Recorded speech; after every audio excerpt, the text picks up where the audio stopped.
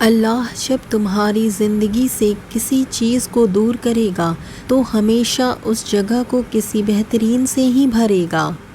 تمہیں کسی جانے انجانے کے سہارے کی کیا ضرورت جب اللہ تمہارا خیال رکھنے کے لیے موجود ہے؟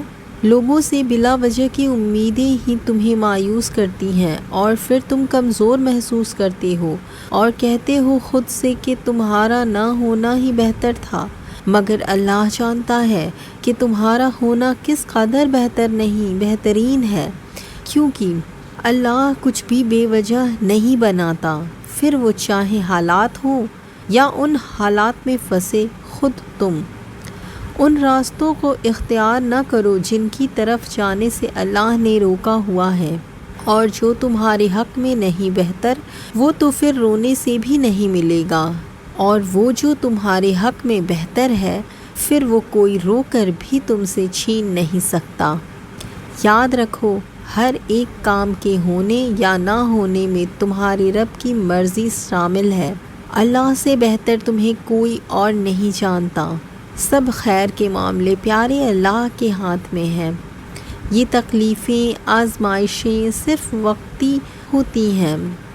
مایوسی گناہ ہے اور یہی تمہیں اللہ سے دور کرتی ہے۔ وقت جتنا بھی جلدی کیوں نہ چلے، جو نصیب میں اللہ نے لکھا ہے وہ مل کر ہی رہتا ہے۔ اللہ کا دیا ہوا نہ تو کوئی تمہارے ہاتھ سے چھین کر لے جا سکتا ہے اور نہ ہی نصیب سے۔ ہر خواب کی تعبیر اور ہر دعا کی قبولیت لکھی ہوئی ہے۔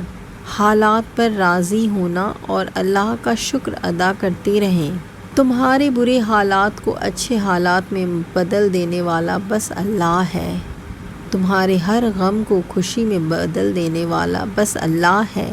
ہر آزمائش کو معجزوں کی شکل میں بدل دینے والا بس اللہ ہے۔ تمہارے اپنوں سے زیادہ تم سے محبت کرنے والا بس اللہ ہے۔ تمہارے لیے ہر وقت موجود رہنے والا بس اللہ ہے۔ تمہاری ہر ایک بات کو ہر وقت سننے والا بس اللہ ہے۔ تو پھر تم کیوں دور ہو اللہ سے، اپنے اللہ سے؟